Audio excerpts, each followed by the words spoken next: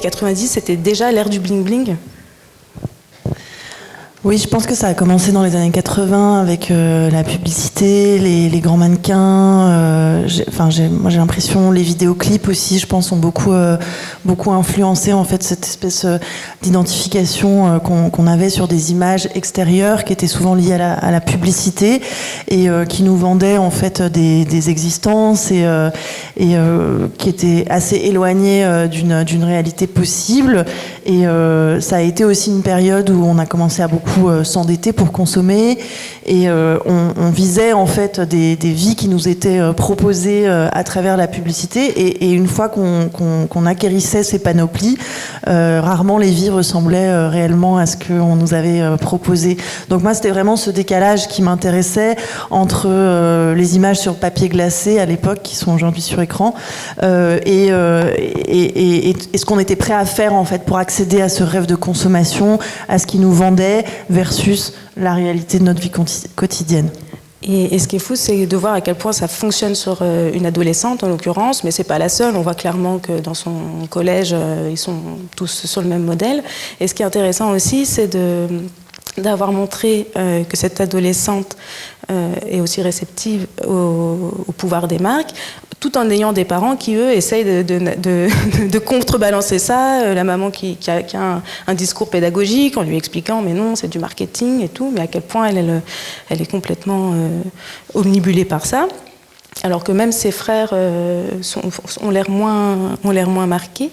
Et assez rapidement, on se rend compte qu'elle a un tel désir d'argent pour accéder à toutes ces marques qui la font rêver. Elle va faire un choix pour accéder à cet argent facile, qui est de se tourner vers le réseau Magritte, qui est dans son collège, qui est un réseau, on va dire clairement, un réseau de prostitution. Et donc très, très rapidement, on s'aperçoit que le paraître et l'avoir est tellement important qu'il en vient à dicter toute la moralité en construction de cette adolescente. Et donc ce bascule et cette bascule dans la hiérarchie des valeurs est intéressante.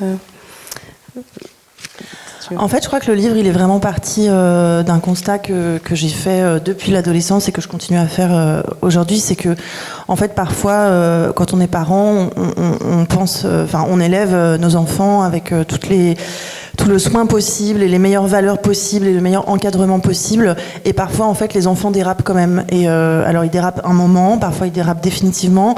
On les perd au sens propre ou au sens figuré. Et en fait, j'ai beaucoup vu ça aussi parmi les amis de mes parents. Et il y a des moments où les parents sont impuissants, culpabilisent malgré tout et se disent mais qu'est-ce que j'ai fait faux? Et en fait, on n'élève pas ses enfants seuls. Et ça, je pense que c'est très important. On les élève avec toute la société qui tourne autour.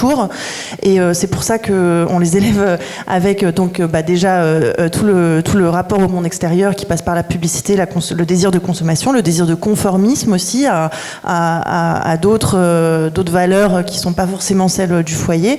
Et puis ensuite toutes les institutions, donc l'école, les psychologues scolaires, l'éducation sexuelle inexistante pour le coup dans ces années-là en France, la justice, la police, qui sont aussi des tableaux que j'ai essayé de faire apparaître dans le livre pour vraiment montrer en fait que on n'est pas seul responsable en fait de ce que deviennent nos enfants et que parfois en fait ils sont attirés par des forces contre lesquelles on peut pas lutter. Et donc là en l'occurrence c'est le désir d'être habillé comme ses camarades de classe qui va la pousser à entrer dans ce réseau Magritte dont elle a aucune idée de ce que ça représente avant d'être vraiment face à la réalité des faits. Et ensuite, c'est aussi ça, ce désir-là de conformisme qui va lui permettre aussi de passer au second degré la violence de ce qui va lui arriver parce qu'en fait, elle a une ambition supérieure qui est d'acquérir ces objets. Et en même temps... donc tu parles du réseau de prostitution et de mettre en deuxième plan ce qui arrive, on voit bien quand elle comprend ce qu'elle va devoir faire en fait, elle est complètement paniquée et c'est fou parce que dans le roman elle navigue entre deux extrêmes qui est le sexe cru, un peu glauque, et en même temps un sexe et un rapport au corps qui est complètement fantasmé parce qu'elle va tomber amoureuse et elle passe son temps à fantasmer le premier baiser, donc que des scènes en plus très emblématiques du roman d'apprentissage comme ça. Et en fait, dans les deux cas, on a l'impression que la réalité est toujours complètement différente de ce qu'elle a pu imaginer. Et c'est aussi voilà une construction de son rapport au corps. C'est vraiment là on est en plein dans l'adolescence finalement, qui est qu'est-ce que je fais de ce corps, qui est en même temps un objet de désir immense pour ces hommes qui viennent forcément, et dont je sais pas quoi faire quand je me retrouve avec quelqu'un avec qui je voudrais bien. Et finalement, on a l'impression que la solution qu'elle trouve, c'est avec les autres filles, quand elle se met à fantasmer sur d'autres filles, ou avec une autre amie qui fait partie du réseau. Oui. Parce que je crois que l'adolescence, c'est un moment où on est confronté à des désirs qui surgissent sans qu'on soit capable de vraiment les comprendre, donc tout ce qui est évidemment lié à la sexualité, l'orientation sexuelle, les corps qu'on a envie d'aimer, les pratiques qu'on a envie de faire, et tout ce mélange, on ne sait pas encore qu'est-ce qui nous fait du bien, qu'est-ce qui nous fait du mal, on n'a pas et donc souvent on est incapable de faire la différence entre le plaisir et la violence. Et puis je crois que en fait il y a cette espèce d'énorme gouffre entre les images qu'on nous propose, enfin en tout cas le fantasme qu'on nous donne sur la fameuse première fois quand on est ado, où on passe des années à vraiment fantasmer ce moment. Or la réalité, elle est souvent très très différente de ce qu'on imagine.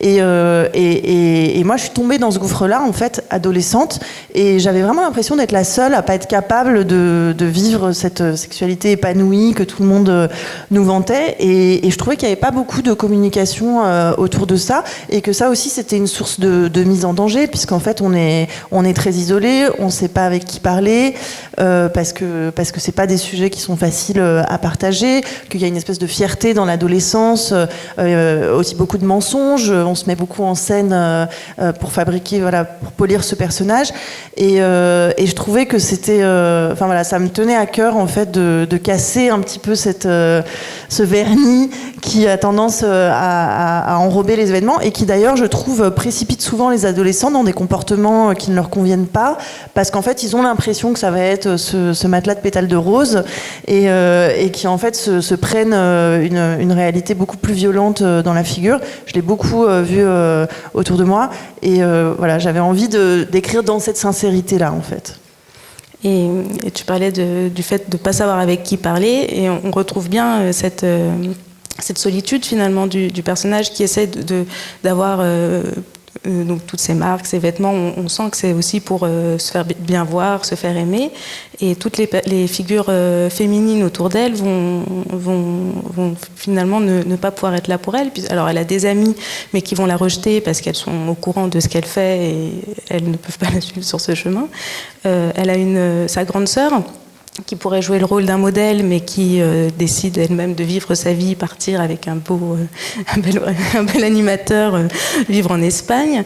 Et en plus, sa mère, qui essayait jusqu'à maintenant de poser un cadre, de lui donner des règles de vie, se fait elle-même quitter, et est en pleine crise existentielle de couple, de projet de vie. Et donc on se retrouve avec l'héroïne qui n'a plus de repères, plus de modèle féminin, et on parlait de l'absence d'éducation sexuelle, bien sûr, mais on a l'impression aussi qu'elle se retrouve à être sa propre adulte et à créer son propre système de valeurs. Et quand tout est à créer comme ça peut partir dans tous les sens, finalement. Oui, c'est un apprentissage très accéléré. Mais c'est aussi parce que je suis quand même frappée. L'adolescence, c'est un âge charnière qui va.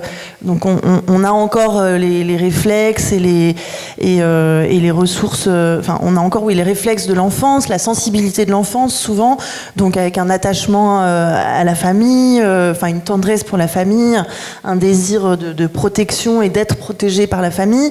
Et en même temps, on est confronté à des réalités d'adultes, puisque on fait des choix qui vont être déterminants pour notre vie future, des choix d'orientation scolaire par exemple, on est confronté donc la puberté qui souvent se suit par les premières expériences sexuelles, et on commence à regarder ses parents avec d'autres yeux.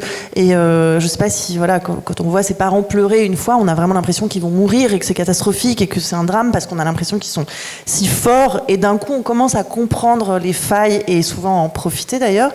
Et en fait c'est deux mondes, et on voudrait réagir à tout ça, mais on n'a ni les ressources matérielles puisqu'on est encore dépendant et généralement on n'a pas de moyens, et on n'a pas non plus les ressources vraiment psychologiques pour réagir à ça, ce qui à mon avis crée aussi le côté humoristique du roman. C'est cette confrontation entre ces deux regards, entre ces deux sensibilités,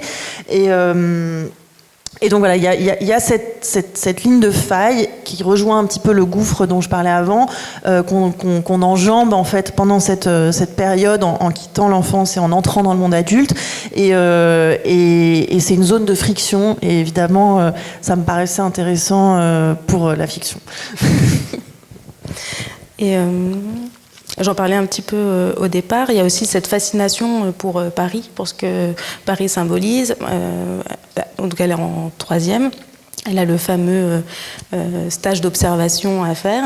Très rapidement, elle veut faire hôtesse de l'air, mais elle se rend compte que de toute façon, elle ne sera pas prise en stage dans un avion. Donc elle se rabat sur avocate, ou tout métier du droit finalement, avec un seul critère, le fait de le faire dans Paris intramuros, ce qu'elle n'arrivera pas à faire. Et une question que je me posais, c'est est-ce qu'au final, tu as l'impression que c'est plus un livre sur cette vie périphérique, justement, avec l'appât du monde consumériste et tout, ou plutôt générationnel sur les années 90, parce qu'il y a plein de choses qu'on retrouve finalement maintenant. Voilà, comment tu le situes entre les... Alors c'est sûr que c'est un livre qui est très référencé, mais en même temps là je commence à avoir des retours de lecture, et j'ai une dame de 90 ans qui l'a adoré et dévoré, donc apparemment c'est pas un frein. Aussi pour dire que l'omniprésence des marques, c'est pas seulement le côté Bret Easton Ellis, c'est aussi parce que les marques c'est des marqueurs sociaux, donc selon les marques qu'on convoite, c'est pas pour rien qu'aujourd'hui les rappeurs s'habillent tous en Lacoste, parce que oui, Lacoste... puis il y a le problème de la marque et de la sous-marque. Voilà, c'est ça. Et en fait, elle est traumatisée parce que sa mère n'achète que des marques repères et que toutes ses copines ont des Haribo. Et donc, en fait, c'était aussi ça. C'est vraiment le sens, c'est sémiologique aussi de qu'est-ce que représente chaque marque dans un. Voilà, je trouvais que ça plaçait tout de suite socialement. Donc, c'était aussi ça pour moi l'importance des marques. Les références culturelles, c'est aussi parce que voilà, on grandit dans un monde avec des paroles de chansons qui deviennent des micro-fictions. Et je reviens à votre question. Pour moi, c'est Paris et la périphérie. En fait, c'est Paris et la grande banlieue, enfin la grande couronne. C'est valable de n'importe quel centre et périphérie géographique ou symbolique. C'est vraiment le sentiment d'exclusion, le sentiment d'être à la marge, le sentiment de ne pas appartenir à un monde qui en général n'existe pas, et enfin qu'on fantasme, qu'on pense réel, mais que quand on pénètre est toujours décevant parce qu'il n'a pas les ors qu'on lui prêtait dans l'imagination. Et donc c'était vraiment sur voilà, comment est-ce qu'on se projette dans un ailleurs, qu'est-ce qu'on est prêt à faire pour toucher à cet ailleurs, et comment on réagit quand on y est et que finalement ça n'a pas la saveur qu'on lui prêtait. Donc oui, c'est vraiment sur voilà, l'exclusion et la projection. Ouais.